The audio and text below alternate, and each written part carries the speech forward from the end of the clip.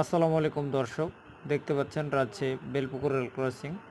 এই বেলপুকুর রেল ক্রসিংয়ে দুই পাশে 4টা হাইড্রোলিকের যে জিনিসগুলো নামানো থাকে, যে গাড়ি চলাচলের জন্য সিগন্যাল হিসেবে কাজ করে। তো এক পাশে 2টা তুলে দিয়েছে, ঠিক বিপরীত পাশের আবার 2টা না ওঠানো পর্যন্ত কোনো গাড়ি যেতে পারবে না।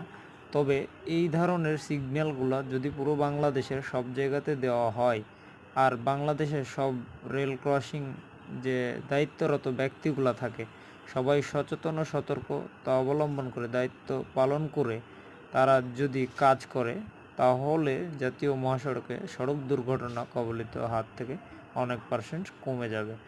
কিন্তু বাংলাদেশের মানুষ সচেতন হতে হবে, বিশেষ করে সবাইকে সবার জায়গাতে।